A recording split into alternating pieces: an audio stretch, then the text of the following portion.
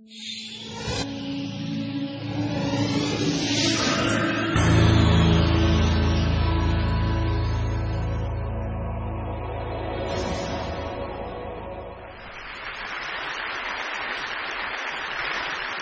grew up interacting with the physical objects around us, and there are enormous number of them that we every day use.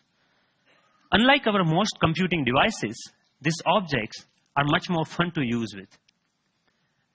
When you talk about objects, one another thing automatically comes attached to that thing, and that is gestures, how we manipulate these objects, how we use this object in everyday life.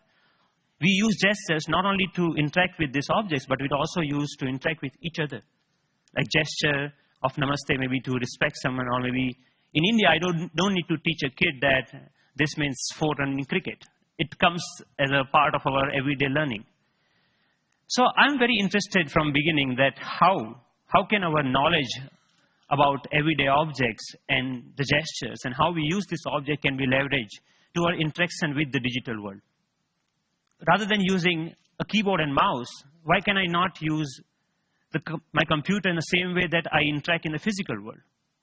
So I started this exploration around 8 years back, and it literally started with a mouse on my desk. Rather than using that for computer, I actually opened it. And most of you might be aware that in those days, the mouse used to come with a ball inside, and there are 2 rollers that actually guides the computer that where the ball is moving and accordingly where the mouse is moving. So I was interested in these 2 rollers.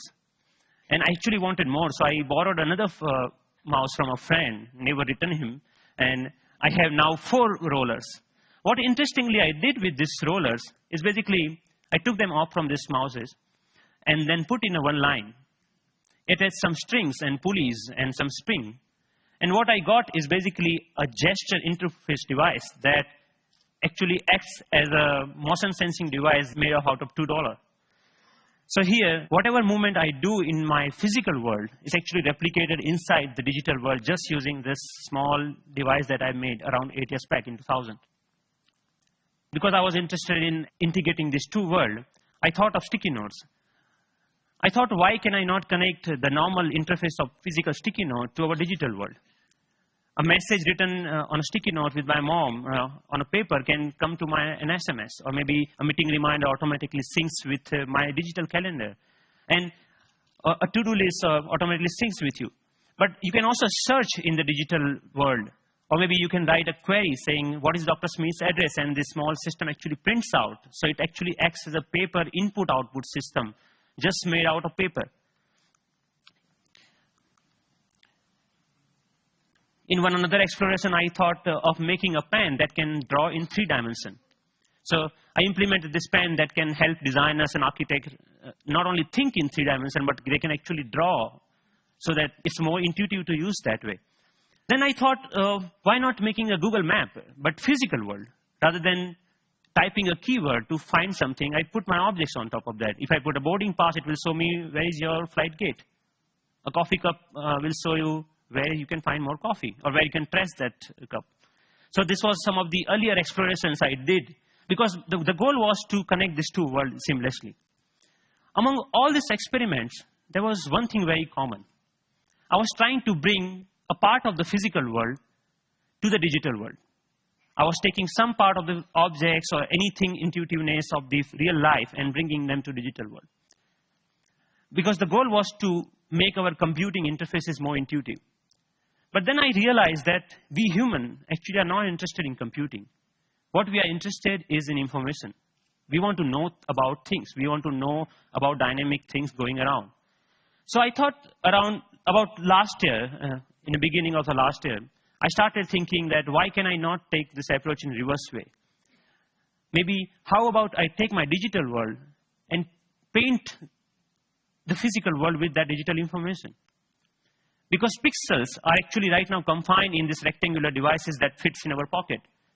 Why can I not remove this confine and take that to my everyday objects, everyday life, so that I don't need to learn the new language for interacting with those pixels?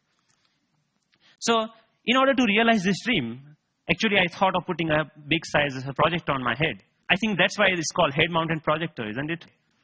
I took it very literally and took my bike helmet, put a little bit cut over there so that project actually fits nicely. So now what I can do, I can augment the world around me with this digital information.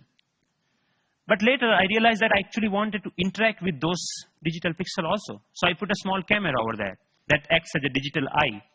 Later, we moved to a much better consumer-oriented pendant version of that many of you are now knowing as sixth sense device. But the most interesting thing about this particular technology is that you can carry your digital world with you wherever you go with you. You can start using any surface, any wall around you as an interface.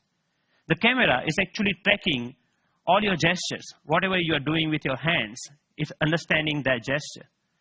And actually, if you see, there are some color markers that in the beginning version we are using over there. You can start painting on any wall, that you stop by a wall and start painting on that wall. But we are not only tracking here one finger. We are giving you the freedom of using all the both of hands. So you actually can use both of your hands to zoom into or zoom out a map just by pinching operation over here.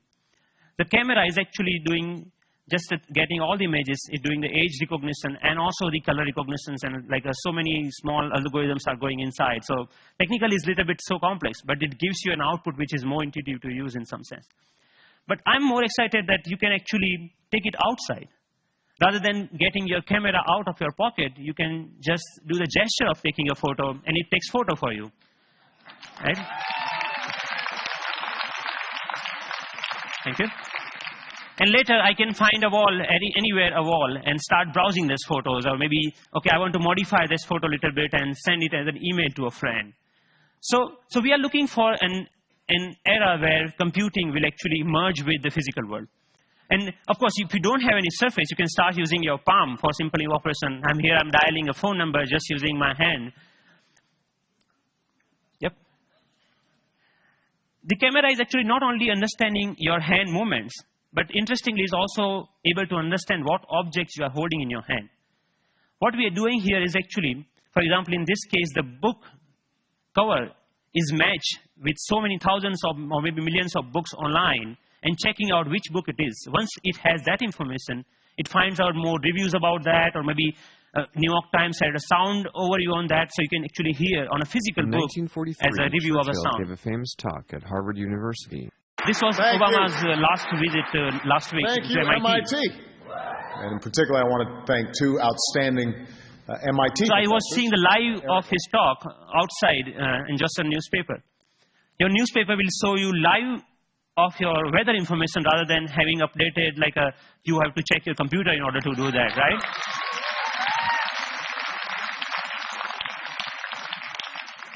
When I'm going back, I can just use my boarding pass and to check, oh, my flight has been how much delayed. Because at that particular time, I'm not feeling of opening my iPhone and checking out a particular icon. And I think this technology will not only change the way, yes, it will change the way we interact with people also, not only the physical world. The fun part is like I'm going to Boston Metro and playing Pong game inside the train on the ground, right? And I think the imagination is the only limit of what you can think of when this kind of technology merging with the real life. But many of you argue actually that all of our work is not only about physical objects. We actually do lots of accounting and paper editing and all those kind of things. What about that? And many of you are actually excited about the next generation tablet computers to come out in the market. So rather than waiting for that, I actually made my own and just using a piece of paper. So what here I did is remove the camera, all the cameras, webcam, have a microphone inside that camera. I removed that microphone from that. And that, just pinch that, like just make a clip out of that microphone and clip that to a piece of paper, any paper that you found around. So now the sound of the touch is exactly getting me when exactly I'm touching the paper. But the camera is actually tracking where my fingers are moving. You can, of course, watch movies. Good afternoon. My name is Russell, and I am a wilderness explorer in Tribe 54. And you can, of course, play games. Here, the camera is actually understanding how you're holding the paper and playing the car racing game.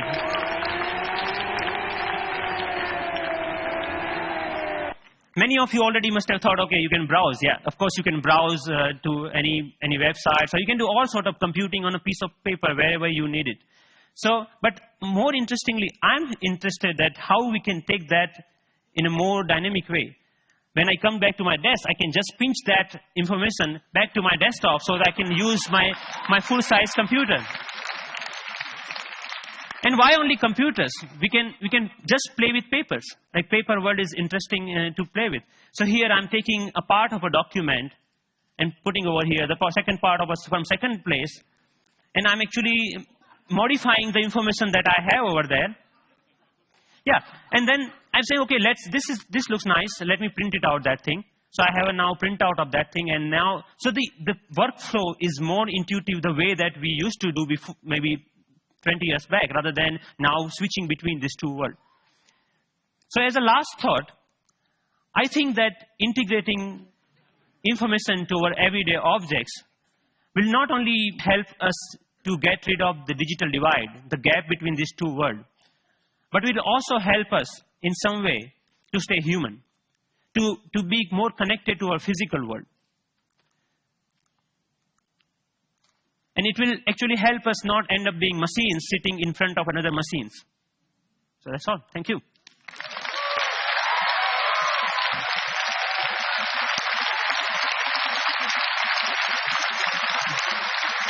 Thank you. Thank you. Thank you. Thank you.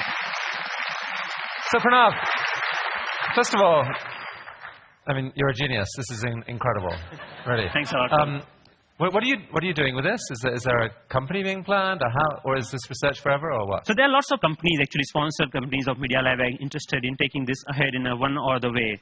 Companies like mobile phone operators want to take this in a different way than the NGOs in India are thinking that why can we only have sixth sense? We should have a fifth sense for missing sense people who cannot speak. Maybe this technology can be used for them to speak out in a different way, maybe speaker system. I mean, what are your own plans? Are you staying at MIT, or are you going to do something with it? I'm trying to make this more available to people so that anyone can develop their own sixth sense device, because the hardware is actually not that hard to manufacture or something, hard to make your own. And I will provide all the open source software for them, maybe starting next month. So that's awesome. Wow. Yeah. Wow.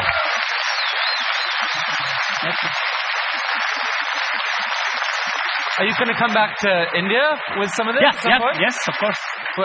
I mean, what are your plans? MIT, India, how are you going to split your time going forward? There is a lots of energy here, lots of learning. Like all of this work that you have ever seen is all about my learning in India. And now, even if you see, it's more about the cost effectiveness.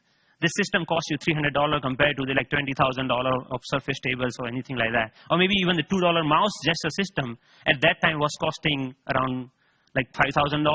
So we actually, I showed that to in one of the conference to President Abdul Kalam at that time, and then he said, okay, we should use this in Bhabha Atomic Research Center for some use of that. So I'm more excited about how I can bring the technology to masses rather than just staying that technology into lab or environment, something like that.